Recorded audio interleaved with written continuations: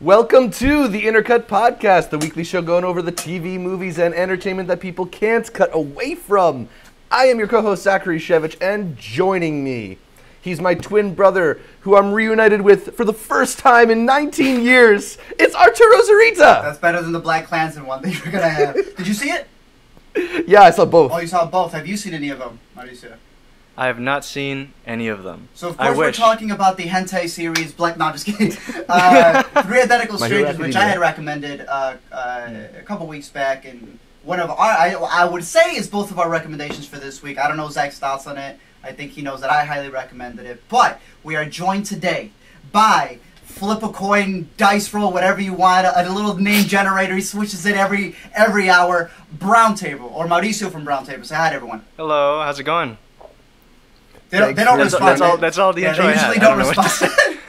No, but he's got a good series on YouTube. He does a couple of video essays, but he also does his own Return to Zootopia series, and I know he said he's going to be doing some other animation stuff. This guy does some killer animation. You guys know I have Let Me Explain, and that's literally just a 2D keying in person. This man legit. I get comments, right, that go, "Your animation is beautiful." I was like, no. Our artists did some great drawings. No. We just bring them in a little bit. I appreciate the compliments on the editing, but this man actually does some really good animations. Check his stuff out. Thank you. So I had to reach out to him to talk about something that has nothing to do with animation for the most part, but has a category in animation, which is going to be the Oscars later. But Zach's got the rundown on all of this. Yes, in a little bit we'll talk about Batwoman, the Joker, as well as potential changes to the Academy Awards. We'll also leave a link down below so you can check out more of Mauricio's stuff. But first, we're going to start the show the way we start every week here on the Intercut Podcast with what we are watching. Art, what you been watching? Bro, I got a bad one and I got a great one. I'm going to start with the bad one. It's a show called Insatiable. Have you guys heard about it on Netflix? I have heard about it, but I've not seen it. There's been a bit of Twitter controversy about this one. It seems like most of the reviews are pretty bad. Bro, they came in blazing when that first trailer came out, and I was like, really? Is it really that bad? I watched it. Boy, this thing's some dookie trash stuff out there. Now, it's not boring. I will give it that. It is not boring. But we're talking right off the bat, first episode, what's going on here?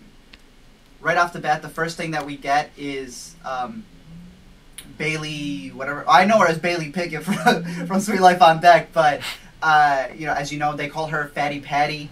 And everyone's like always making fun of her and stuff like that. Then she loses the weight, and it's actually based off of a true story about this lawyer who meets up with her. And this lawyer ends up telling her all of these different things like, hey, you could be a beauty pageant, because this lawyer also does some beauty pageant stuff. And I thought it was interesting. Then they hit you with some lines like she falls in love with the lawyer, but the lawyer's also accused of being a child molester, and the friend's like, why would you like him? And he goes, if he's a child molester, that just means I got a chance. And I'm like, alright, I see what you guys are doing. I'm on episode 7 so far, because I'm going to make a video on it, obviously, but, bro, this show is wild. There are moments where it has inklings of, because, what's her name is in it? I think her name's Alyssa Milano. Alyssa Milano, yeah. Okay. Right? And she's just like... And she's gone on Twitter to kind of, defend the show. Right, Johnson the show. And a lot of people see her as, the face of feminism. Like, some people were saying that you as the face of feminism, in Hollywood, how would you do this? And then she's like, how about you guys watch the show? Well, I watched the show. Yeah. It's not boring. It's trashy, but, yeah, that's out there. There's a pretty epic takedown on Vulture. I think Jen Chaney wrote it, saying that Insatiable isn't as bad as it looks. It's worse. It's pretty good if you want to just read some anger fueled through a keyboard. Yeah. But I haven't seen that show, and there's not a whole lot that's drawing me towards it. Yeah, but I have a good one, but I know that's going to combine with Zach's. But Mauricio, you got anything? Okay, so pretty much this entire summer break that I've had from college, I've been catching up on just anime in general. Just all animes. This is nothing. Yeah, it's on my Twitter. I change my username every single time I watch a new anime. I just change it to my favorite character. It's really stupid, but the thing is that ever since I was because I'm 19 now, for 18 years I've always been anime is just dumb. I always said anime is ridiculous. Yeah. Even though I watched Mega Man when I was little, and I always thought it's dumb, it's stupid looking, And then I finally watched this anime called Death Note, like about a year ago. Oh yeah. That thing was so had that good. live action Netflix remake. Oh no! Don't remind me of that. Yeah. Yeah. That seems to be most Death Note fans' reaction to this movie. So what are the ones really that bad, you're? What are you currently watching? So right now I've been watching this show called Darling in the Franxx. There's a lot of like sexuality in that show, which has been off-putting to. Not surprising. It's been kind of off-putting to some people.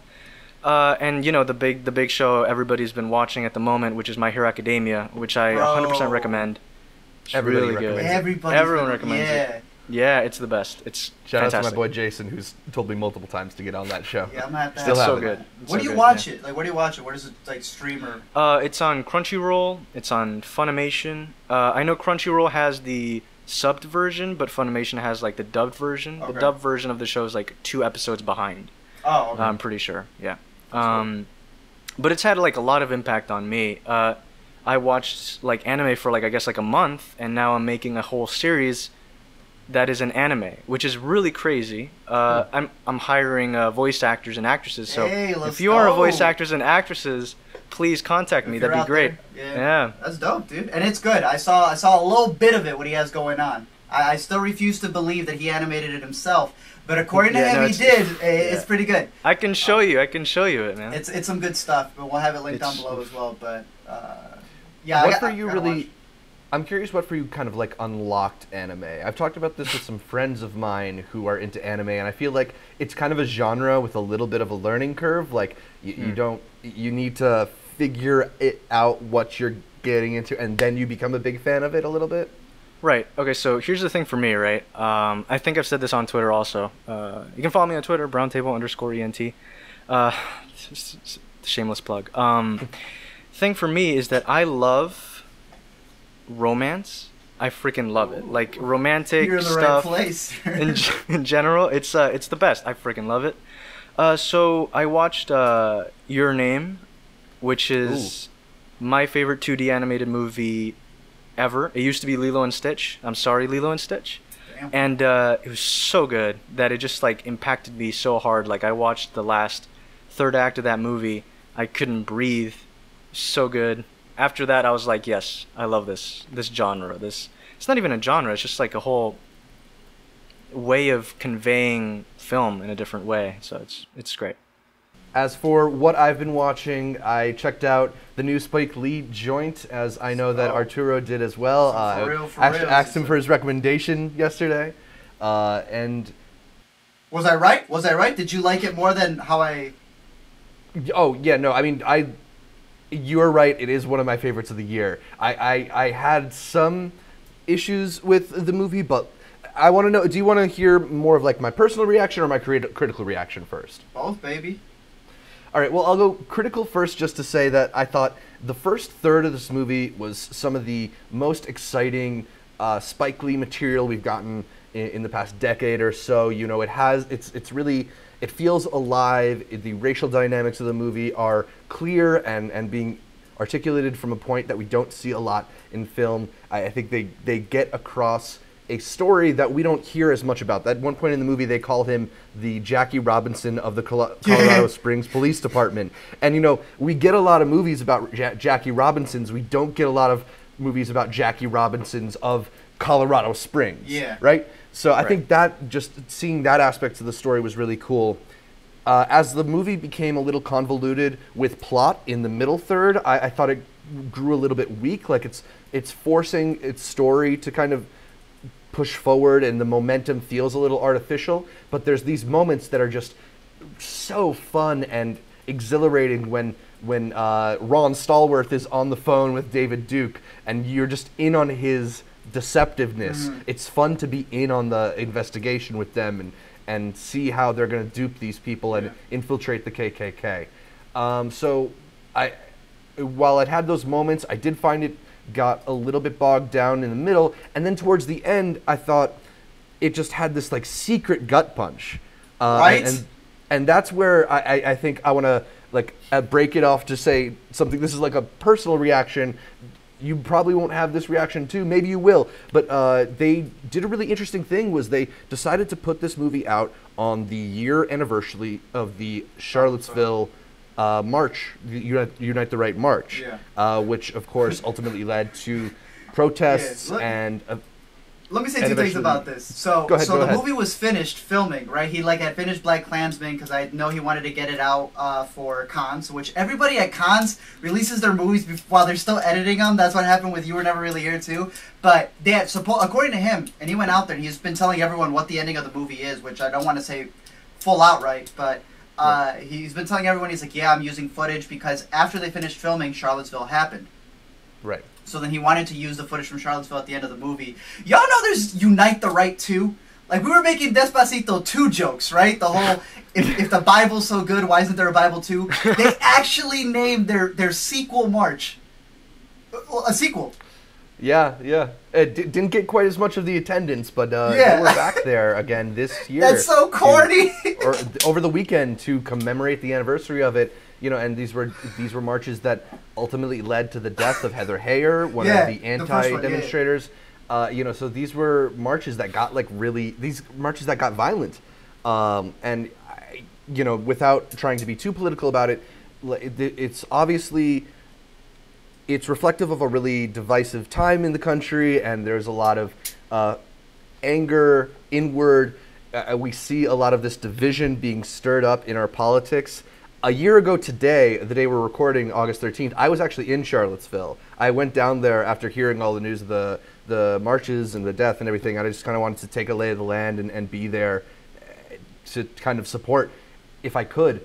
And it's just, I found the movie to work a lot more as a call to action and a reminder of values than I anticipated being. There's a moment in the movie where Adam Driver says, he's Jewish, but he wasn't raised Jewish. He never had a bar mitzvah. He doesn't know that stuff. That's my story. I'm a guy born to Jewish parents, but I wasn't ever raised with the religion, so I have this identity on me that in today's age kind of forces you to reckon with that identity in a way that you don't necessarily have to when racial animosity isn't being stirred up.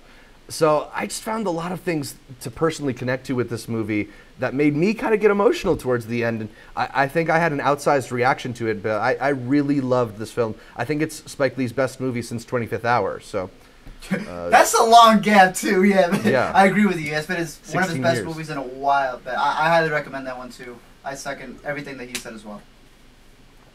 Cool. All right, so let us know what you've been watching in the comments down below. We're going to get into the latest happenings in the entertainment industry with the yay or nay news, starting with the CW had a large scale of superhero shows in the DC universe currently, including The Flash and Supergirl, but that universe is set to get a little larger with the addition of a Batwoman series, coming from Caroline Dryers, the former Smallville and Vampire Diaries writer, and starring Orange is the New Black's Ruby Rose as Kate Kane, an out lesbian and highly trained street fighter patrolling the streets of Gotham as Batwoman. Art, yay or nay, you will tune in to the CW's Batwoman. Probably like the first episode. I don't keep up with the CW stuff. I'm gonna be straight with you, but I do like. I think Ruby Rose is one of the better choices. Only two things with it. I just saw her in The Meg, which you can see in theaters nationwide.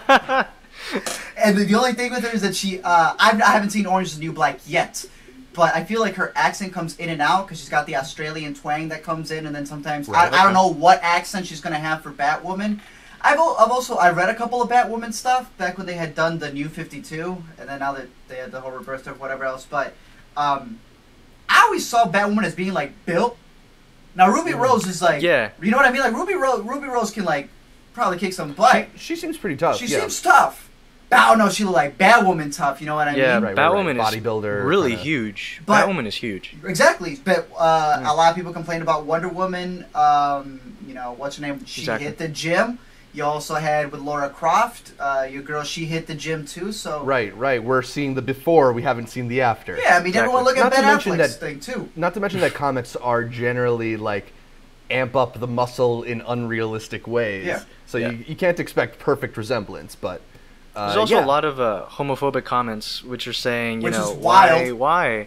Which is dumb, because the character is gay. It's like, what? I think some people are confusing Batwoman with Batgirl, I think. I feel like there's a huge majority of people who aren't that into comics that are thinking, oh, this is Batgirl, why is she gay? The character was never gay. But Batwoman is, and it's ridiculous. And also, there's also got to be a swath of people who are just like, I only care about Batman, and anything that's not Batman is a perversion of Batman. And what's the point when we're getting all this new material? You know, I get when there's not a whole lot of comic book material that you kind of want to make sure they do the right ones, but there's so many right now that it's cool that we're getting these variations, I think it's cool. I don't love also her as an actress, but there's a lot of people saying like she doesn't, you know, again, like she's not fit, she's not built, she doesn't look like the character, she doesn't have red hair. That's the easiest part, but yeah. You know, but it's ridiculous because then also it's like the same thing, kind of like the Zendaya thing, like she doesn't have red hair. To me, but that makes a little bit more sense, but still really ridiculous how nerds can get outraged over something so minuscule. Yeah, you know, I think it's good to have an opinion, but not like. Yeah, there's been a lot of abuse directed her way. There's some news that she left Twitter because of all the abuse directed her way, and obviously that's stuff that we don't condone. But you know, that's the thing with these casting news. I think fans sometimes feel like they're privy to information that they're not. They haven't seen the auditions. They haven't seen any behind-the-scenes work. Chances are that most people complaining about Ruby Rose are not nearly as familiar with Ruby Rose's career as the people who cast Ruby Rose in this show. So, you know, we're operating from a place of not really having all the information. I would rather see her as Batwoman, and then dismiss her than to dismiss her outright before the show is even happening. But then again, I don't even watch any of those CW shows. Exactly, thank you. It's like we're trying to figure out. He's like, oh, like we're acting like it's gonna be an Oscar-worthy performance or something. I'm like, it's going to the CW. Y'all know what it is. It's CW. Yeah, Vampire Diaries writer. Yeah, what exactly. What are we getting ourselves into? But yeah. What was I gonna say? It's kind of like the same thing with the Last Jedi backlash. There's so many actors and actresses that are leaving Twitter because fans are just getting so angry. And Instagram, it's ridiculous. Yeah. Todd Phillips' standalone Joker movie with Joaquin Phoenix is rounding out its cast. Apparently, they've already recruited Francis Conroy and Zazie Beetz, but now they're in talks with Robert De Niro as well as Glow's Mark Maron. Mauricio, does this cast have you intrigued on a standalone Joker movie? I mean, I was in when Joaquin Phoenix was announced, and immediately I was like, all right, this can't be that bad because he's just an amazing actor. Bad projects. Yeah. Zazie Beetz also is really like a nice surprise. I don't know about Robert De Niro. I love Robert De Niro, but like I mean, I don't know him randomly. It's funny that we're at that point, right? That Robert De Niro is like maybe the most questionable addition to the cast. Yeah, exactly. I think it's set in like the 1980s, something like 1980s. That's so strange to me because I mean, Joaquin Phoenix is kind of getting old, you know. And then it's like, if he's gonna like, is there gonna be a Batman thing? It's just standalone. I have no idea what they're doing. It's a Joker, Benjamin Button. You see. Gets thrown in the acid, and he gets younger, and he goes to shop at Hot Topic, and then he becomes the Joker we have today. He becomes Jared Leto, exactly. Gets the damage tattoo. I mean, I want to see Joaquin Phoenix with the damage tattoo. Where do you think he's gonna fall in terms of like all the Jokers? My personal favorite Joker is Mark Hamill, because I grew up watching the Batman animated series. Yeah, of course. But like, I mean, and this connects back to the casting news we were just saying right now. I still remember when everyone was complaining about how much of a goof and terrible Heath Ledger's Joker is. Right. Well, look at that. We talk about it to this day. Everyone was so hyped for Leto's. Yeah? Are we now? Yeah, exactly. There are so many Twitter tweets that are like shitting on Mark Hamill. No, not Mark Hamill. What am I saying? Sorry. Heath Ledger. There's so many tweets. Recently? Just shitting. Yes, recently. That are just shitting on Why do I keep mixing up Mark Hamill and Heath Ledger? Okay. Yeah. Heath Ledger, 2008 Joker, The Dark Knight, is for me my favorite Joker, even though it's not the most faithful to the comic book. But I just find him the iconic movie superhero villain. So good, especially how he plays off with Batman. That's the entire point. People are saying his performance isn't good, the movie doesn't hold up, and that the only reason the movie's good is because of the Joker and his interactions with Batman. If you took out like everyone except the Joker, then like the movie would be bad. It's something so ridiculous. I feel like they're misunderstanding the point that a film, every character has to kind of, you know, support the other. That's how communication works, and how like film scripts are created. Like, it's really ridiculous. I don't know. In your world, Mauricio, over here we just want explosions and action. No, exactly. That's ridiculous to me. You know what? Twitter doesn't want to get rid of what's that guy? They don't want to get rid of Alex, whatever his name is, InfoWars. Alex Jones? Yeah. Alex Jones. Yeah, they're like one of the few social media people who are taking. Didn't they take him out? I heard Jack came out with a statement. He was like, "No, we ain't getting rid of him." That's fine, Jack. Oh, okay. But y'all gotta get rid of these other people blaspheming the Joker. Y'all keep out. You gotta get rid of the rest of them. Yeah, it's ridiculous. That's crazy. I'm intrigued for it. I'm curious to see. To me, comic book movies, there's so many iterations. If you read comics, every single one on the shelf, some connect, but there's a bunch of storylines already going on. I feel we finally hit that point in the movies. Marvel made sense because it was different studios, but now that they're combining and they've literally bought out the studios, they're the ones that are going to keep it cohesive. You know what, DC? You got to do something different. Do this, man. Just have like 50 different television shows that don't even connect. The movies are... We've done the combined big cinematic universe. Now we need like the multiverse. Sure, yeah. Make good stories. To me, the funniest bit about this is the Marc Maron news, because Marc Maron has gone on the record at length about his distaste for superhero movies and how can we call the Joker a superhero movie? Well, it's got to at least be superhero adjacent, you know. Superhero-esque. Certainly in the realm of superhero I'd say it has to be able to be in the running for most popular film at the Oscars. You know, it would probably be. The Meg came in #1 at the box office this past weekend, becoming the first movie based on original material to open at #1 thus far in 2018. At over $40 million, The Meg made more in its opening weekend than movies like Rampage as well as Ready Player One. Woo! Art, yay or nay, 2018 has had rough waters when it comes to original material. That's a nice pun. I'm gonna hit you with one better. This movie's so popular, I guess you can call it Oscar bait. Oh! Yo, The Meg sucks, man. That was actually not bad. The Meg should have been rated R. For whatever reason they did it. That movie's been sitting for 2 years. Jason Statham's like, I'm not going to do the Jason Statham thing, but he was like, yeah, I finished filming this thing 2 years ago. It's just sitting there. And then he had a backtrack, and he was like, well, you know, effects and stuff, but, I mean, I haven't even filmed the Cobbs, the Calvin Hobbs, whatever thing, the Fast and Furious one, that he's doing with The Rock. And he's like, but that one they're filming, and then 6 months after they're done filming, it's going straight to theaters. So he's like, I don't know if it's just a different production schedule or something, but I don't... The Meg had that China bag. They had that China money, dude. Which was interesting because it didn't even make that much money in China. It made more money here. Huh. The one movie I can always count on making a lot of money in China and just anywhere but the U.S. is Transformers movies. Transformers, yeah. And same actress was in the last Transformers movie when they really started getting that China money as well. Yeah. I don't know. I guess people just like shark movies. You know, there's another, 48 meters under the sea? Or 48 meters below, whatever it is. People just like shark movies, so... I was hoping The Meg would be good. I wanted it to be, like, I heard it's, like, okay, but it's not as entertaining as it should be. Bro, it should be I feel like it could have been more ridiculous. Yeah, it needs to either be dumber... Yeah.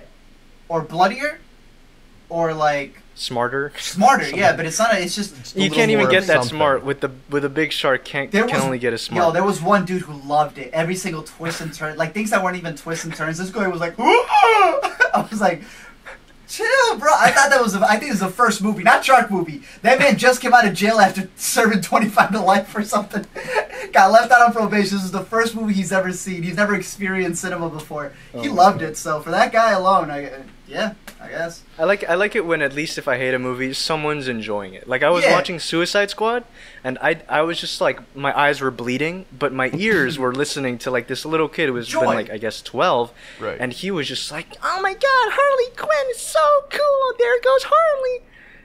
I mean, it's great. It's nice to see. A bidding war emerged after a recent Daily Beast article was published detailing a scam around the McDonald's Monopoly game pieces, in which a former cop and security guard was able to hoard the winning pieces over a decade throughout the contest. Ben Affleck and Fox ultimately picked up the rights to this movie for $1 million, but not before a bidding war emerged in which Netflix tried to buy the rights for Robert Downey Jr. and Todd Phillips. Steve Carell tried to buy the rights for Warner Brothers. Universal was jumping in on behalf of Kevin Hart. Martin Scorsese made a bid for Leonardo DiCaprio. And Mark Wahlberg and Steven Spielberg and Will Ferrell were all attached to potentially star in this movie. It's the hottest property in Hollywood. Only thing is, it might have been a planted story. The follow-up to the initial reporting is showing that the authors of the Daily Beast piece actually wrote this piece with the intentions of optioning it off for a movie. So Art, let's start with this. Yay or nay, this sounds like an exciting piece of material to turn into a movie. Could you explain the what did you thing? Yeah, so what you said, can you say it again? Yeah. So the story is about a cop who worked as a security guard who was handling the production of the McDonald's Monopoly game pieces, right? You buy your small fries and you get the Monopoly thing. Yeah, it might be fake. Oh, we don't even. Oh, okay. So wait, guy who worked at McDonald's, security, he worked for a security company that made the McDonald's game pieces. Basically, hoarded the winning pieces and would sell them off to mobsters and stuff like that. Oh shit! Mobsters. I see them John Gotti being like, "Ah, should we rob a bank? Nah, let's rob the McDonald's Monopoly pieces." A movie pass production. Right. No way. That's almost sounds like so unbelievable. Like, it could be true. It could be. That's what everyone's like thinking about. But then the story is that the whole idea of the script being written was what? Apparently they wrote it. They wrote the story in order to get the movie produced. Like they structured it in such a way that they were trying to sell it to studios, and the author retained the rights to the story, so they didn't actually buy it from Daily Beast. But I'm not so sure. I'm not so sure about whether or not it's all supposed to be true. The reporting is unclear to me. Yeah. At least maybe somebody can let us know in the comments down below. Regardless, even if it's a fictional story, it sounds like it could be a fun film, and obviously people in Hollywood seem to agree. Yeah, everyone seems to be buying this thing. Yeah. Kevin Hart, Will Ferrell. Yeah. Those are some weird names, man. Right. It's like really random. You know what would be the genius? Mark Wahlberg. Yeah. You know what would be a really genius thing is if they had why is Mark Wahlberg in this? He's got Wahlburgers to worry about. He shouldn't be promoting McDonald's. If like you can win tickets to the movie by buying a co-founder or something. You're like, that would be amazing. I'm going to the premiere. So good. I mean, the marketing for this is genius. You know what I mean? Because like when the founder came out, McDonald's was like, we're not promoting this movie at all, obviously, so that got buried. But, like, for this, if they have McDonald's blessing, like, bro, you have literally promotion at every corner. So. That's wild. Let's get into the rough cuts. A couple quick news stories before we wrap up yay or nay, starting with James Gunn's Guardians of the Galaxy 3 script is apparently still being used as Marvel executives reportedly try to convince Disney to rehire the filmmaker back as the project's director. Art, yay or nay, it feels like this whole saga will end with Gunn back on board the Guardians. I hope so, but I've said my piece. I'm curious to know Mauricio's on this. I haven't heard Art's piece, but I'll say mine. I was always, when I heard the first tweets, when I read them, I thought he made like 1,000 tweets. Yeah. Like about jokes. They were actually just like a select few that were really messed up. And I thought they were recent, but they were like from years ago, like near a decade ago. Yeah. And the thing is, which is really dumb, is because a lot of people have done really crappy things decades ago. You know, I think the greatest argument that I've read is the Robert Downey Jr. argument. You know, he's been like arrested, almost killed people, and I think drunk driving, and it's pretty horrible. But then he was able to kind of come back from that, you know. And James Gunn has definitely evolved, especially if you see his filmmaking, has definitely evolved over the past decade. And also the whole Guardians franchise, all of it's basically him. Like, it's his vision, it's his writing, all of it's him. Yes. He picks the music too. Yep. And so when I heard he got fired, you know, I was like, damn, I didn't think they would go as far as to fire him. I realize that firing him makes sense. It to avoid the controversy. To evade the controversy. Business-wise, it is a good decision for Disney.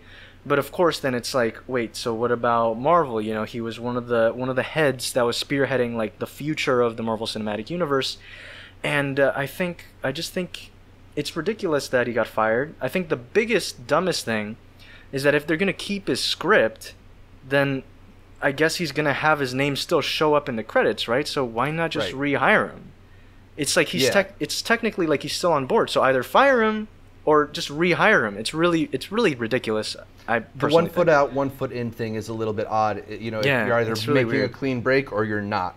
You know, this makes me think of the MSNBC host who was similarly targeted for some of his tweets, I believe, and MSNBC fired him before rehiring him, realizing that the controversy was basically a bad faith campaign by people who had other motives. So, like, there's precedent for a big entertainment company to backtrack on something like this, right? It seems like Guardians, Guardians is so linked with James Gunn, it'd be hard to continue the same way. So I don't know. I think he's had his moment of being admonished on the internet, and it's this thing we have where we're not sure how to police past bad behavior or whether or not it should be policed even. So I think it does end with him coming back to the movies, but we'll see. You know, Disney wants to be very family friendly, so that might be another obstacle for them. Yeah. I think one of the it's like that cancel culture that we have now. Yes. Like every time someone does something like slightly bad, canceled. That person's canceled. It's kind of it's a little messed up. As if, like, you know, humans can't make mistakes, you know. Which is really ironic when we go see Guardians 3 and that's the whole story of the Guardians. Yeah. Genius. Paul Rudd will star opposite himself in his upcoming Netflix series, Living with Yourself. What the? Mauricio, yay or nay, you enjoy seeing actors double dip on a project and take two roles? The thing that popped into my mind was Jack and Jill when you said that. Bro, remember? Wow. Adam Sandler just like doubling that. No. I think Paul Rudd's a great actor. I think he's really good. I think he's really underrated. I think a lot of people just dismiss him because of his comedic roles, you know, similar to Jason Bateman. If you've seen the movie Disconnect, that's one of like my favorite movies just because of just Jason Bateman's acting, especially the last scene. It's just fantastic. It's great. That's a movie I'd recommend. But Paul Rudd, like, acting, I feel like every time there's a movie with an actor acting against himself, there's always all these camera tricks that you always notice to make them seem like, you know, there's one talking here, and it's like there's obviously something being cut through the middle so they can talk. I think editing is always weird. But I don't think, you know, Paul Rudd will do a bad job. I haven't really heard what the story is, so I can't really criticize it too much. But when it does come out, I'll see if I can check it out. Yeah, I mean, you have your Nicolas Cages in adaptation, and that goes great. And then you have, like you said, your Adam Sandler and Jack and Jill, and that's not so good. I do think Rudd is a good enough actor that he could potentially be watchable in two roles in one project. I don't know if they need... Hopefully it's not going to be something that they're just doing it for the sake of a stunt or something like that. I think sometimes what you're hinting at is when these films feel more gimmicky than anything else, yeah. Yeah, right. Yeah. Give me an enemy. Usually it's like twin brother type thing. Yeah. Mm-hmm. None of us watched The Deuce on HBO, right? James Franco is doing two roles on that show. Really? Yeah. I haven't checked that out yet, but I've been curious to. Okay. Let us know in the comments down below if you've seen The Deuce. Tom Hardy says that some of the inspiration for the accent he'll be using as Al Capone in the upcoming Fonzo is based on, He's going to be Al Capone? He's going to be Al Capone, but his accent will be based on, in part, Bugs Bunny? Mauricio, yay or nay? Let's get it! Thinking here is a bit Looney Tunes. That's a bit Looney Tunes. Oh my god, that's so weird. Why? Yeah. It doesn't say anything as to why he's going to pick Bugs Bunny? I don't have anything on that, but I think he elaborated. I'll quickly look it up. That's so wicked. I think he's just making his Tom Hardy and decisions. Everything. He's making his decisions like a turd in the wind. In the wind. That is wild. And speaking of doubles, let's go back to his movie. I forget, was Legend? Legend. When he played alongside himself, and they were mobsters as well. I think Legend was just You never heard of Legend? No, I mean I think I've heard of it. Yeah, the most notable thing about Legend is what they did with the poster. Thank you. So Legend was this movie starring Tom Hardy and Tom Hardy, and they played two brothers. One of them was crazy, the other one was more down to earth. They were mobsters. It takes place like in the 50s or 60s. I can't remember, but I think it was The Guardian, if I'm not mistaken, came out and completely pooped on the movie, gave it 2 stars.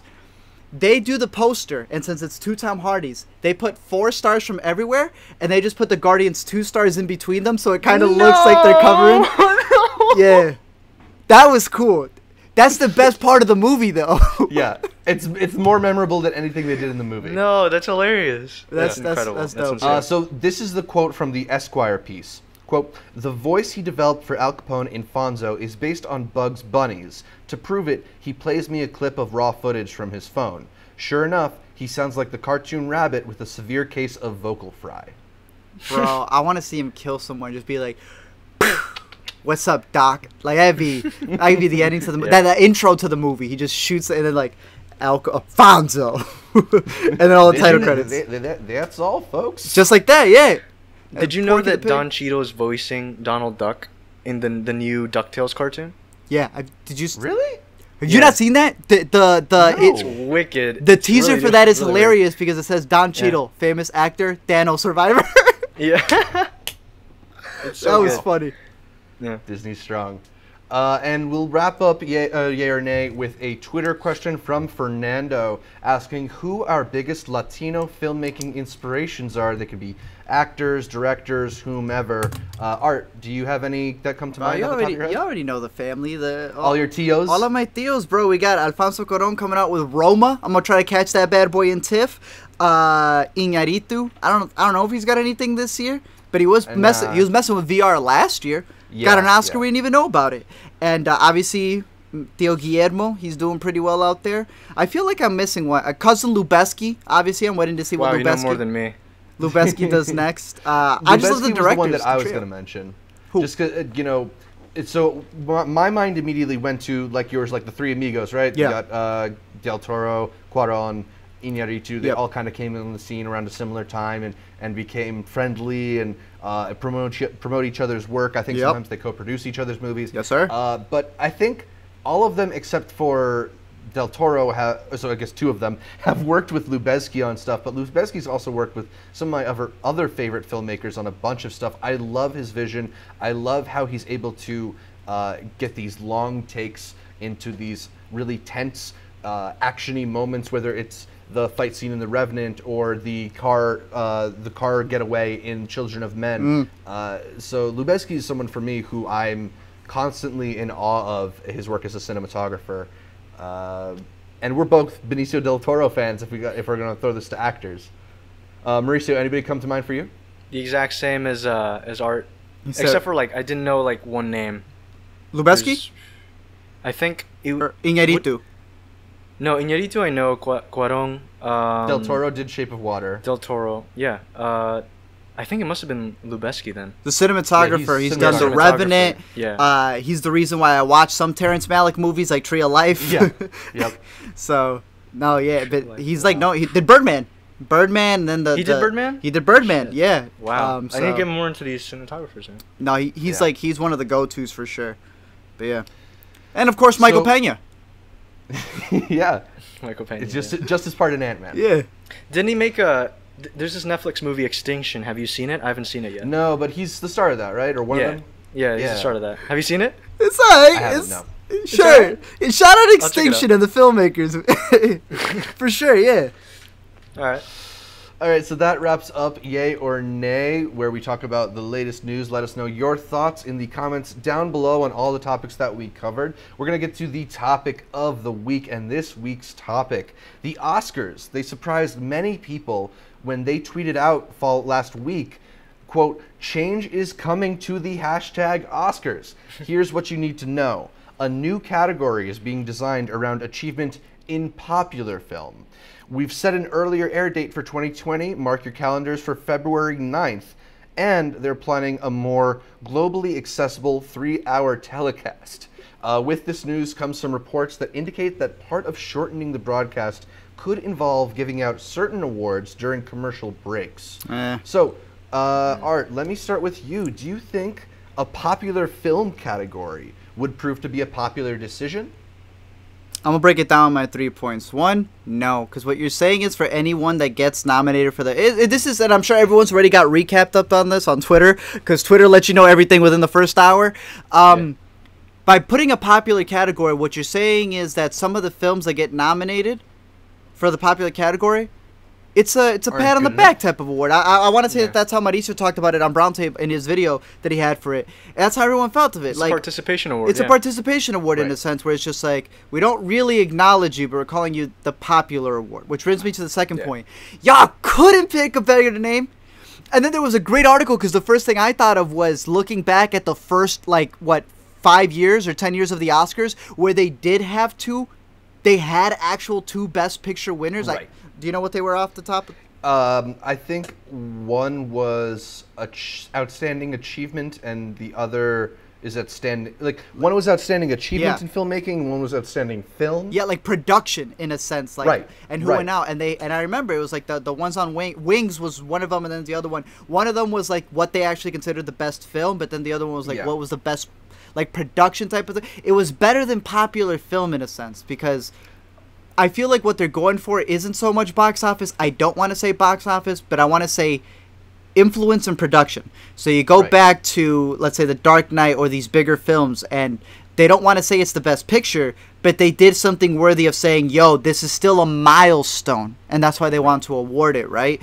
Black Panther, be it that's the one that people want to create this category. Are expecting that will be the front runner for this year's popular. I think so too. Exactly, and obviously with that being the culture wave because of it, so they want to award it for that. But then comes my third and final point of a little conspiracy that was brewing about how Disney was pushing. You read about this? Disney was pushing the Oscars to create new categories. Yeah. Disney has Black Panther. They're already Disney driving. ABC. Who hosted the Oscars last year? ABC hosts. It's always ABC, yeah. But not to mention also, we're talking about popular films. What are the 2 most popular franchises? Marvel and Star Wars. Exactly. And in the award show last year, they literally... Black Panther was out for a week and a half, I want to say, and they were pushing. Dominated the Oscars. They were talking about it about crazy. All the Oscars. It's like they already knew. They were just letting you know. It's like when Hollywood makes movies about AIs because they know in 10 years we go be run over by AIs. So it's like that has me thinking about that fact. I'm always the one when I see a foreign language film nominated for the foreign language category and Oscar. I'm just sitting there like, why? Why are we playing this game? One of these was good enough to be, I guess, considered an American Best Picture nominee. Didn't it already win? Animation gets nominated. A lot of people have been making that same point with Pixar, where every year Pixar puts out what is either the best or probably second best animated movie. Every year they make it into the best animated category, and it kind of hurts some of their better movies' chances at making it into Best Picture. I think Up has cracked the Best Picture field. I think Toy Story 3 might have cracked into Best Picture. Yes, it did. But no one ever thinks that they have a legitimate shot at winning Best Picture. Right.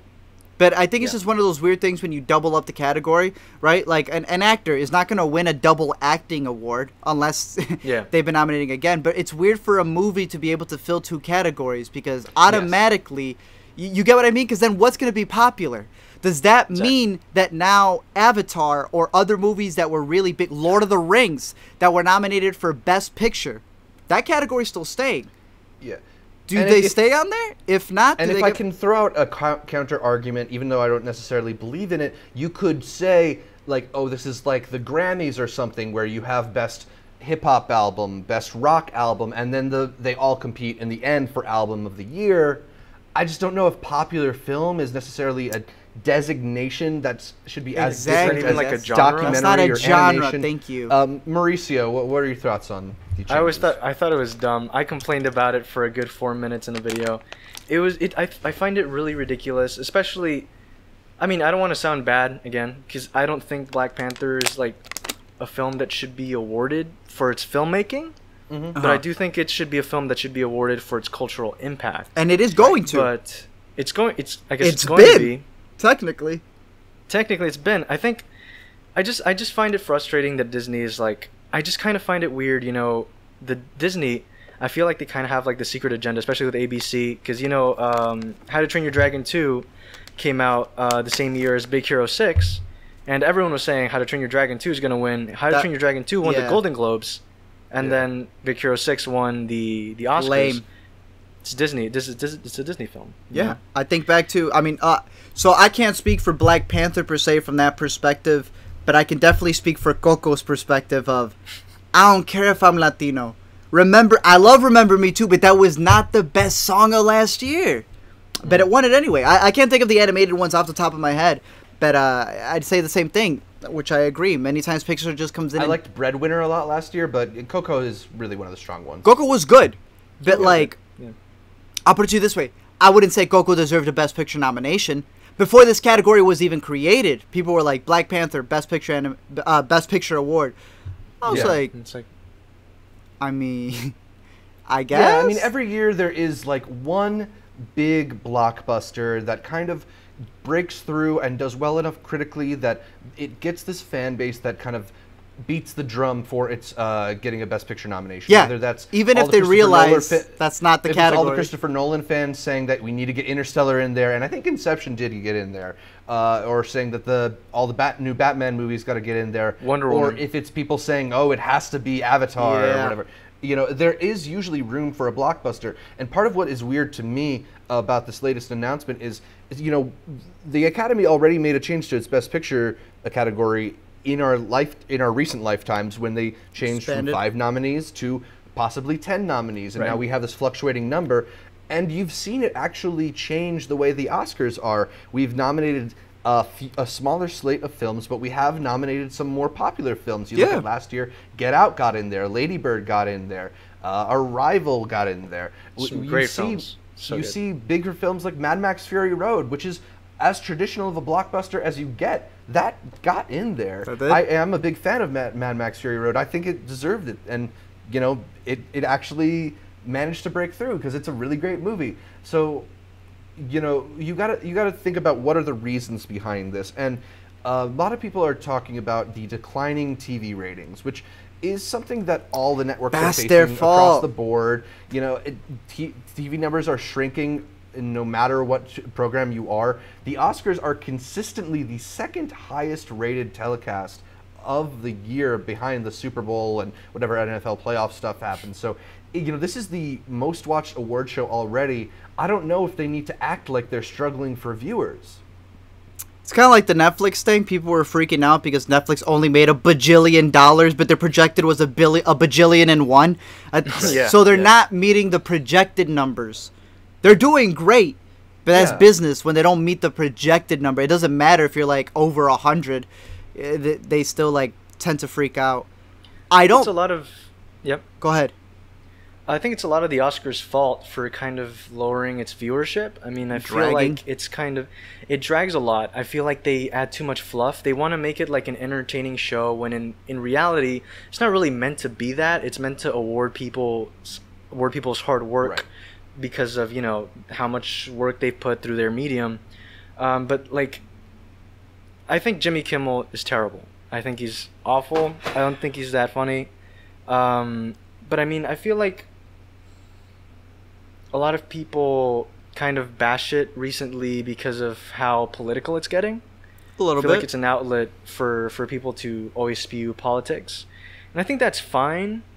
But I mean, it can get a little excessive, especially when it's jokingly and not like something that's more when a person gets awarded something and they get to speak their mind. Mm-hmm. That's more sincere. Because the Oscars do have a history of winners in particular making political statements. There was the whole Marlon Brando not showing up to the Oscars and sending what turned out not to be a Native American woman, but for real? Thought it was a Native American woman in her place. Yeah, man, this is a story you gotta look up. No, I didn't know that last part. I knew about that when he sent the Native American woman to go up I think there. she's just an actress. Yeah, and she straight up just called out people, and then you can hear what's his name, John. What's his name? The big cowboy guy. I'm forgetting his name. Wayne. Yeah, he just yells out, "Shut up!" I was like, bro, I had no idea she was not Native American. Yeah, I'm pretty sure that's part of the story. Maybe somebody can correct me in the comments down below. That's like paying 10 grand for a diamond ring and then it's cubic zirconium. Wow, that's terrible. Yeah, but yeah, again, you know, there is that history of the Oscars having political moments. Michael Moore nearly got booed off the stage when he accepted an Oscar for, I want to say, Bowling for Columbine. Ava DuVernay didn't show up to the Oscars one year. Yeah, I was thinking she went to go when to everybody was going to Flint. Flint, Michigan Right, so rally, there is a history of politics being intertwined with the Oscars. Kimmel, though, did like kind of hit it hard, considering he's heavily involved with politics on his comedy show. Show. Yeah, but I don't know if the politics are what's going to necessarily keep a lot of people away from the Oscars, just because I think there's always been a section of people who find themselves annoyed at like Hollywood elites and liberals and leftists or whatever words you want to use. And bro, you just mentioned to me though. Go ahead. To me though, like Mauricio was saying, the Oscars are designed to award people for excellence in art, right? Craft. And a lot of time you look at what the other popular award shows are, and they're all award shows that are awarding actors or directors. It's the big awards. Oscars are one of the few times where we as a nation decide to sit down and listen to a costume designer talk for 60 seconds, right? Exactly. Like, and they might be pushing them to the sideline. That's lame. Yeah, you know, and that's what, to me, as a Oscar watcher for many years, you know, you don't normally get the most exciting parts from the big actors. It's when the sound mixing guy comes up on stage and it can't believe he's on stage in front of millions of people. For sure. Those are the big moments, and I'm a little bit upset by the idea of being denied the chance to see best short film winners freak out about actually getting an Oscar. You know, I think that's part of what makes the Oscars unique and magical in a way. To their credit, they did say they were going to do like a Super Bowl. They had that guy editing all of the awards, their actual speeches, and then making a montage that they played towards the end. Yeah. But you're telling them you're not worthy to be live. Right. It is kind of this thing of like, your Oscar isn't as important as the other Oscars. Lame. Granted, that's what they do with the technical awards. They put them on another day. That is true. That's a great point. So I don't know. I mean, I'm personally someone who I like the tradition of the Oscars. I think that there are other ways to fix that show than by cutting down the show and adding these weird categories no one needs. You can add other categories. We've talked on the show about how cool it would be to have a best stunt category or best casting category. I'd love to see them divvy up the awards in a bit of a different way, where you're not just getting supporting actor, supporting actress in the beginning, and then you got to wait 3 hours to see all the big awards at the end. Throw best actor and best actress in the middle. Don't make us wait until after midnight to find out who's best picture. You fix those things, more people will tune in. It's not about what movies are nominated for best picture. It's the show itself is turning people away. It's 100% true. I do think it has to have, it can be entertaining while also awarding these people who have done their craft, right? And I think one of the biggest problem is, if you're talking about the political thing, it's a twofer. Oscars so white, and then there's a new one this year, Oscars so this, Oscars so long. It's almost like the backlash has helped them for people to be like, oh, I'm not watching. They're watching it. Right. They're watching it. People in it are a reason. Bro, they're tuning in. But at the same time, as Mauricio was saying, when they come into it, you guys had mentioned how Ava DuVernay, right? And you said the Hollywood elitist. It's so weird to hear advice from an award show that literally one of their segments is to go hang out with normies. Us, who are watching a screening of a movie. Wasn't it last year's A Wrinkle in Time, which just comes back to this better? There's a weird part of it where they're up there and they're giving speeches about how to help people. But they're not. Ava DuVernay was. She went to Flint, Michigan. You know what I mean? And I think that's where the Hollywood elitist thing comes in, where it's like, no, you're up there and you're playing pretend, right? I go back to, I don't want to say it was the Oscars. I think this was the Emmys. What's his name about his South African thing for the hotel, the night hotel, the night manager, about how people were dying over there, but they saw me as an actor. You remember that? That was a big L from my boy. I think it was a Hiddleston. Yes, I think that was Tom Hiddleston. And I think it was like, even his wife was like, bro, you got to cut it right. He was saying, he was giving a Matthew McConaughey type, like, I may not be bringing them water, but I brought them myself. Yeah. And I was there, and I was like, Ooh. Yeah. No, I mean, I see what you're doing. That's the thing. Like, I think they sometimes fail to get the balance between sanctimonious and broadcasting a message. You know, it's a good platform to inform people who don't necessarily know about something, about issues. It's not a good platform to talk about yourself and the work you're 100%. Doing in that way. We'd rather see it. You know? And I feel the people who bring those very authentic ones are the ones that they're cutting out. You know, it's the people who are actually there because they want to win the Oscar for their short documentary thing that they truly believe in. Right. Yeah. Like, that would be, you know, if we want to talk about the Oscars and being political, give us longer segments on the documentaries and short documentaries, because those are all usually talking about very prominent issues, very pressing issues. Yep. And it's some of the best ways to find out about this stuff is through the format of documentary. Yeah, that's what they're there for. Ends up burying a lot of that stuff. You're giving us sketches about some boat. Get that sketch of the boat out of here. Stop going to go visit and interrupting people. Hey, it's a movie to honor movies. Let's go interrupt the movie screening. Stop all that stuff right there. Right. Cut it down a little bit more. And here's another one. This is just a personal one. Maybe it's a little bit of a hot take. It's not too hot, though. I feel like the movie montages are a YouTube video essay thing. I want David Ehrlich's montage at the end of the year. I'm going to be completely honest. They got some great production, but I'm watching this and I'm just going, I can see this on a YouTube video. Am I wrong in thinking that? Those you're right. 5-10 minute montages of like... Yeah. I mean, I've always felt like they should just do lots of tiny montages, like in and out of commercial breaks or something, not like a 5-minute montage in the middle or something. Bro, they did a lot last year. I was like, what's going on? For every single thing, they had a montage of like films from the 1920s or whatever was leading up. I was like, this is a cool montage, but I'm here for the I think I really liked them when I was like a teenager, and I was like, ooh, what movie's that? I need to look it up. And then YouTube came around, and now you can see those montages online. I don't know. I want to get back to this idea of the popular film category. We've talked about how it kind of feels like a lesser designation, like we're putting popular films, quote unquote, on a lower degree than the rest of the movies. I want to bring it back to this idea that we were talking about, where I think there's actually something to this idea in that there is an art to these gigantic blockbuster films that's different than the art of independent films. And I don't know if I want to, qualify one as better one than the other. They're different. But it takes a different set of skills to do a movie like Black Panther as it does a movie like Moonlight. Right? Yes, it does. You can see it even from that alone. Different set of skills from Black Panther to Fruitvale Station. Right. You can keep it with Ryan Coogler. And, I'm thinking about like the Moonlight La La Land Oscars, where to me, Moonlight was the more emotional, more heartfelt, meaningful, artistic piece of film. But La La Land had production value that I was just swept away by. Right. And there are things that they're working on different mediums in a way. I think there could be a way to have a category that's awarding you for your production, like we talked about with the early Oscars. That's awarding you for, wow, you did this much, without making it feel like this is the most popular movie, Yeah. The word popular is one of the things I think a lot of people are pushing it, because we don't like popular things. It's so fetch. Even if you are popular, you don't want to be called popular. Yeah. I've always wanted the Oscars to push blockbuster movies a lot more.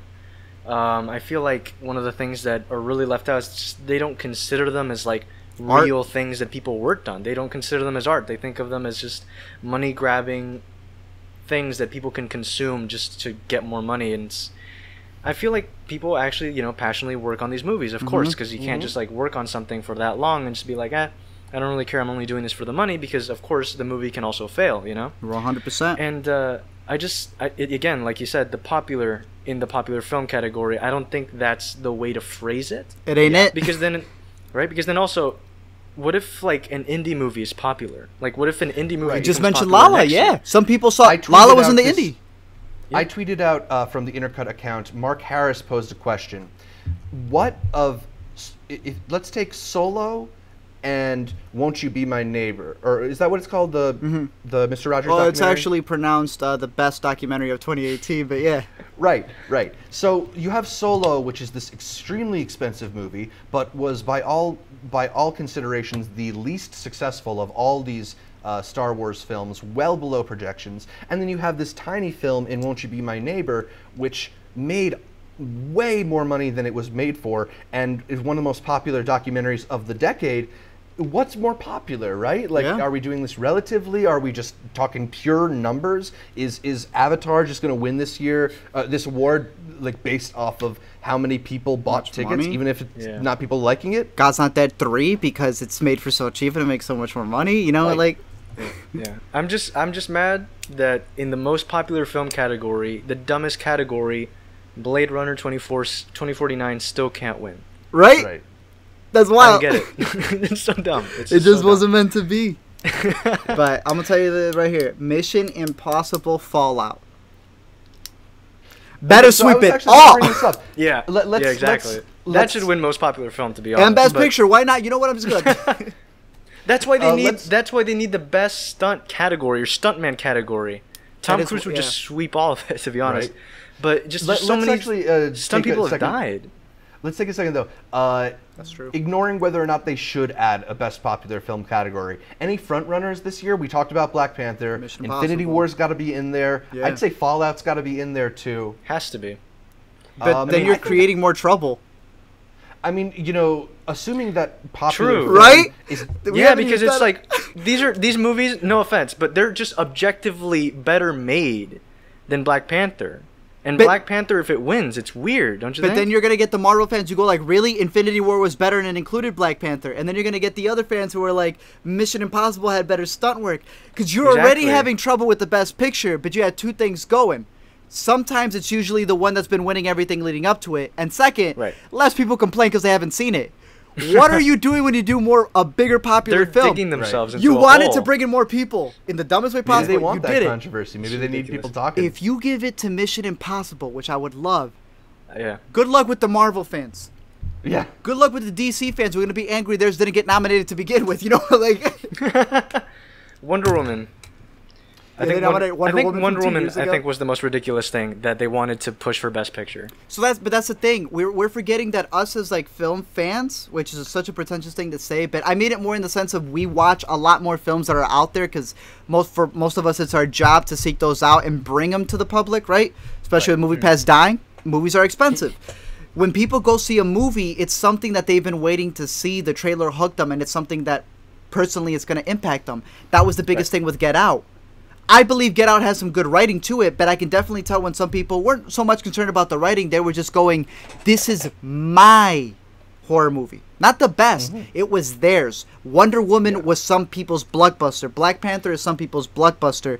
So when you talk about popular, we're not even talking about objectively the craft. We're talking about, like, what do you guys like the most? You know what I mean? Yeah, and also, like, who are you guys mostly like? Because if we're talking about the Academy, which is still predominantly white men, even though they're doing this big push towards diversity, you know, white men tend to like movies about white men. People tend to like movies about themselves. So it limits, I guess, what the potential for what could be considered popular even is. Mm-hmm. It's a very interesting thing of how to be objective with it, because I don't necessarily think it's bad.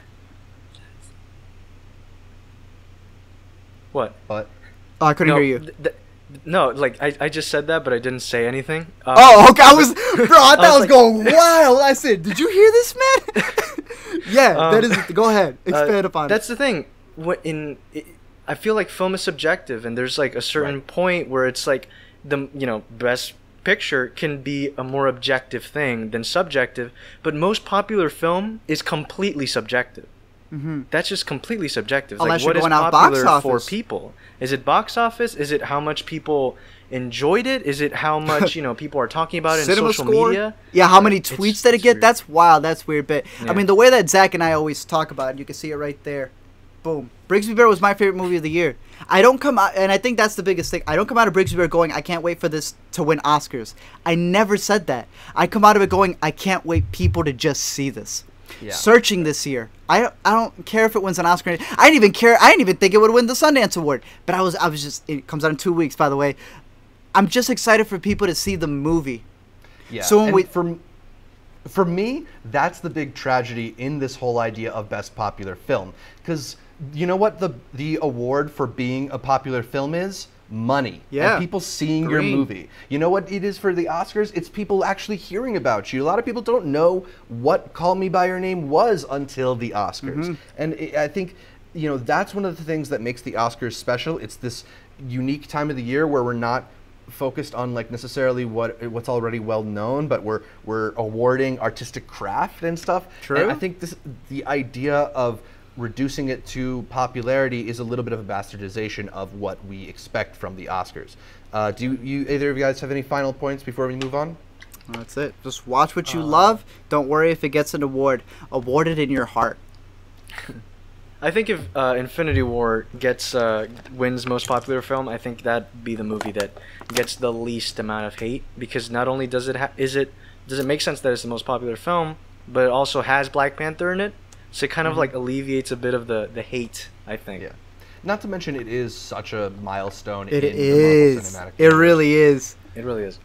Yeah. So in conclusion, I would say that, you know, we're all a little bit frustrated with this announcement, but I think one of the things to keep in mind is they probably put this announcement out to test the waters a little bit, and hopefully they'll listen to our feedback and not just make this some award that no one will really enjoy. I think it's a little bit of a shame, though, that it's happening now, because if you look at the way that the Academy has headed, there's this push for diversity. There's this push to make the member base a different group of people, and with it, we've been seeing a change in the types of movies that get nominated. I think it's weird that we're including this category the year after we got such a satisfying crop of nominees with Lady Bird, with Get Out. You know, I think the Oscars could eventually get to a place, just based on their membership, where maybe it felt like the movies they nominated were a little bit more representative of what people like, without having to add this half Oscar award that doesn't really feel right.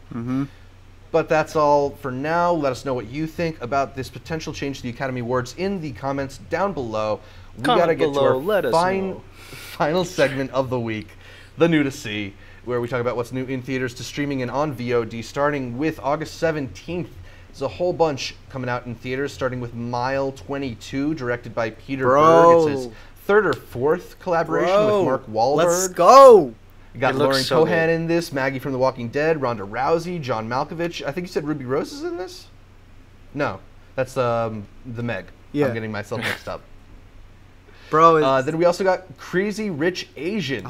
This is a very hyped comedy from director John M. Chu with Constance Wu, Michelle Yeoh, Henry Golding, Awkwafina.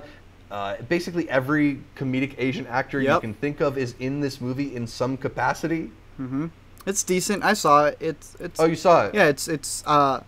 Man, my man went from doing Gem and the Holograms, Justin Bieber Never Say Never, to 100% Rotten Tomato movie. It's a glow up for your boy John Chu. Man, I must miss that.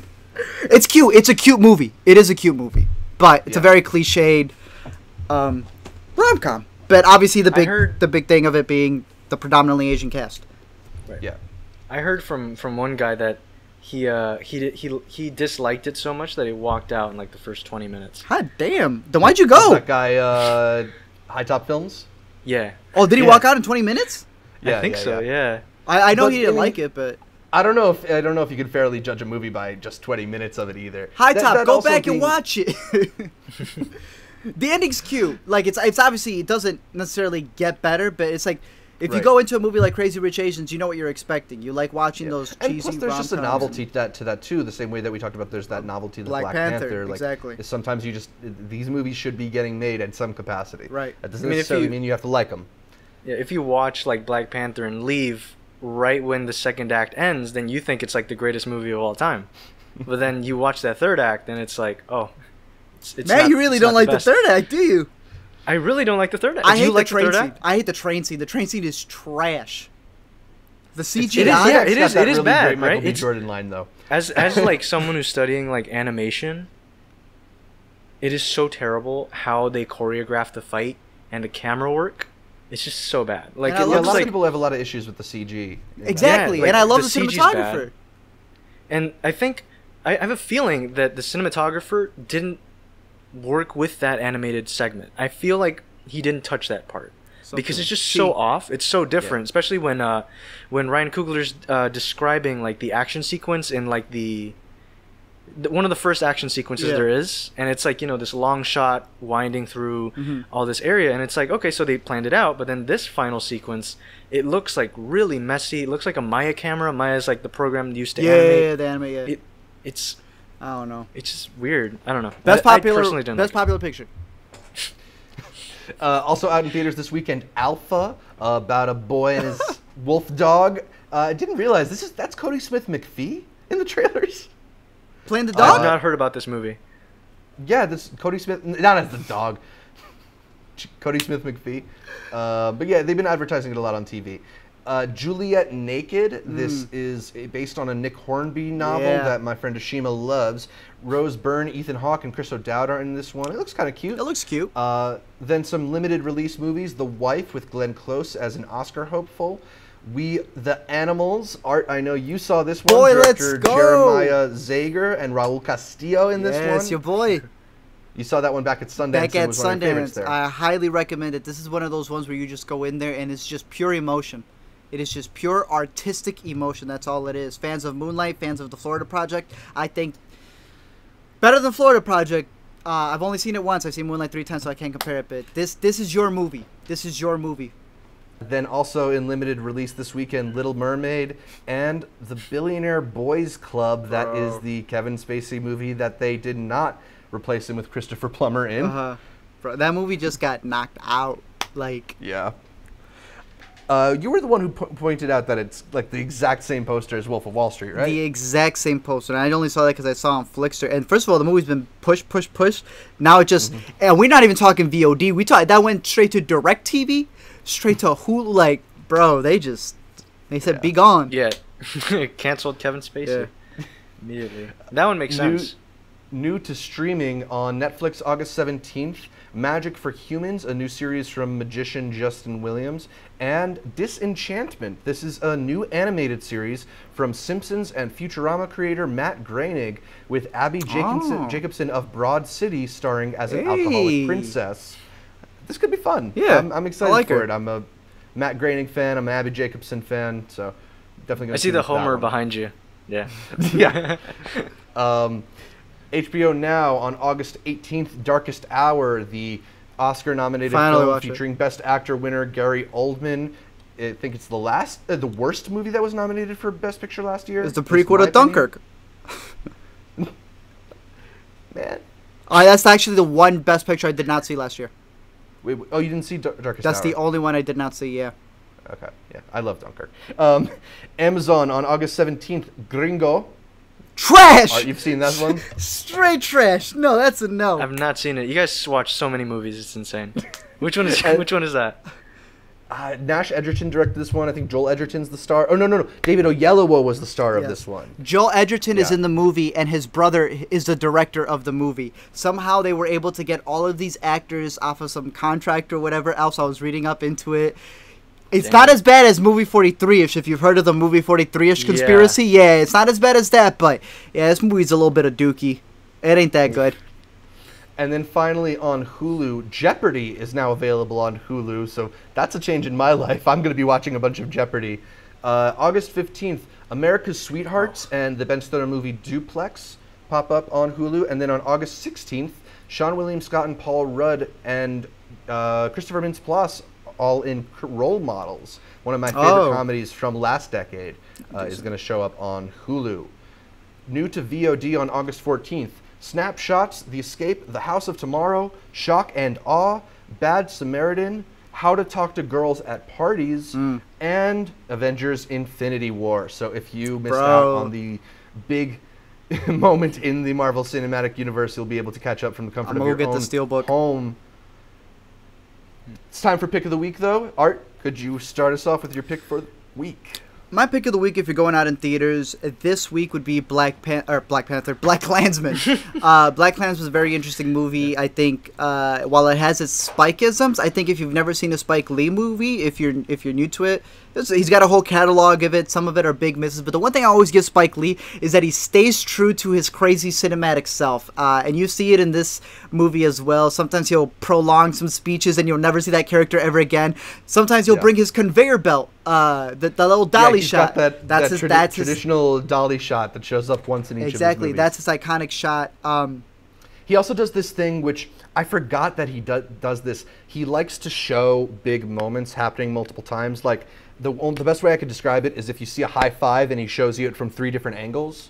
He did do that a bit, yeah. I was noticing that he would cut to different angles, like they would hang up the phone, and it would hang up the phone from 3 different angles. I'm not the biggest fan of that, but it didn't bother me as much in this movie. It's jarring, but it's a style. And I do respect the fact that Spike makes these big stylistic decisions. It's different from a lot of what you get from mainstream filmmaking. And then I was going to recommend The Sinner again, only because it's coming out. Season 2 is out. I would recommend, these are just shows that some people need to catch up on. Mrs. Maisel, which I believe I had recommended last week, and The Sinner, just TV shows for those of you at home. So, my picks of the week. Mauricio, what about you? Any picks for the week?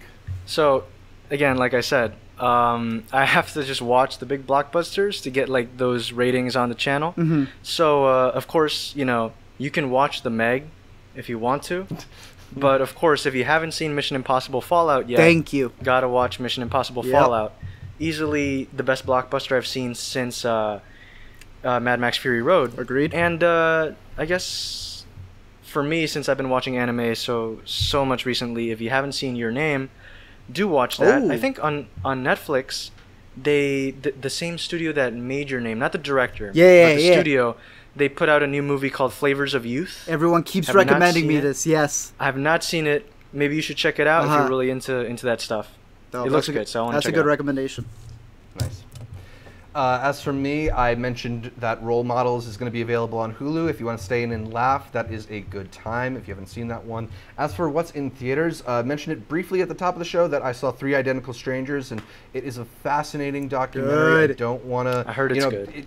Everybody says don't spoil it. I'm not going to spoil it, but yeah, don't Google it. Just see it. You're going into it expecting it to be a kind of very fun, cute story, and it takes a bit of a darker turn that might leave you a bit upset by the end, but it's absolutely worth watching. I think everybody should go check that one out. But my main pick for the week is one that I think we've discussed on the show before. Madeline's Madeline is finally out. It's out in limited release. This is a new film from Josephine Decker. I think Art saw it back at Sundance. It's a movie that sort of depicts a woman's struggle with mental illness from her perspective, so that you get a very limited sense of what she's feeling, and you're kind of jarred the way that she's jarred.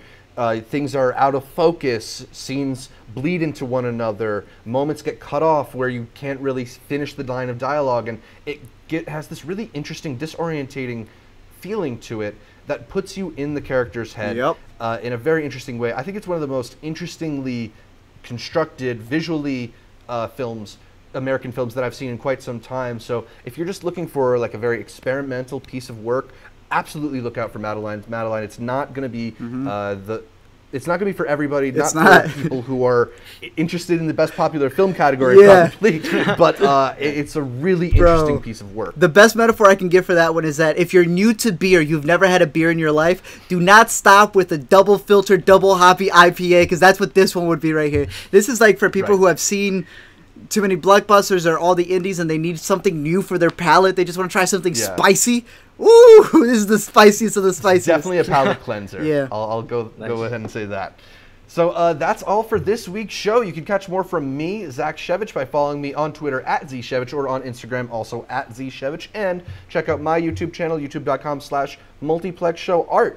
where can people find more from you? You can find me at the A to Z Show over on Facebook, over on Twitter and Instagram, which I'm going to be doing a lot of because while I am making videos over on YouTube as well, I will be on the road. I'm going to be going all throughout the East Coast, going down to Orlando. 2018. Yeah, so I'm going to be going up there on Instagram and on Twitter. I've been getting a lot of recommendations. I'll be posting stuff on Instagram of the places that I visit and just tweeting about some stuff. And it's going to be leading up all the way. I'm going to be in the New York area. We're going to probably record a podcast, intercut finally in the same room type of thing, and then heading up to Toronto because I'll be there in Toronto. So I'm blanking on the dates now, but if you go check out my Instagram or my Twitter, I have dates for Orlando and Toronto because people were like, well, let's hang out, let's watch a movie. So there's I want to say it's the Saturday when I'm in Orlando and the Monday after Toronto International Film Festival ends. I'm just going to be like getting together with some people and doing some meetups. Yeah, just like chilling and doing stuff like that. We should see if we can organize one in New York City. There's plenty of places to I've had a couple people who said, "Yo, come to New York," and I was like,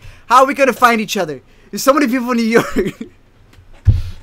But got a park. There's too many people in New York. There's way too many people in New York, but that's where you can find me. You'll find me on the road all throughout September, but you can also find your boy Browntable over at YouTube. Browntable is just the channel. It's together, not Browntable. It's Browntable together. Also find me on Twitter, Browntable_ENT, and Instagram, Browntable_ENT.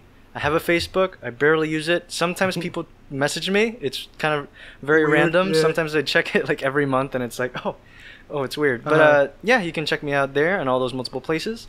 Working on a lot of stuff. I'm not a furry, so yeah. You can catch every episode of the Intercut podcast on iTunes, SoundCloud, or your favorite podcatcher. I like Overcast. And then make sure you're subscribed not just to the audio podcast, but to the video feed as well on our YouTube channel, youtube.com/intercutpod, where you can watch our bright, smiling faces as we break down the latest in entertainment for you every week. Find new episodes of Intercut on Tuesdays, and also like our Facebook, like our Instagram, like our Twitter. All those social medias are at IntercutPod. Get updates from all of us throughout the week, especially Twitter. Retweeting me, retweeting Art, I'll be retweeting Browntable now. I got all our guests on, so if you want a feed of what we're thinking about movies, keep you up to date, that's a really great place to do it. Follow us on Twitter. But that's all for this week's show. Thanks again for tuning in, and until next time, mahalo means family. Shout out to... Wait, mahalo means family? Ohana. Your former favorite... Oh, it's Ohana. Mahalo? Yeah. Oh, shit. Ohana. No. You I got to do it over. It's okay. Just end it right there. End it right there. Right? Just end it like that. Because then you're going to get a bunch of comments of people going like, it's a... You fake fan. Yeah.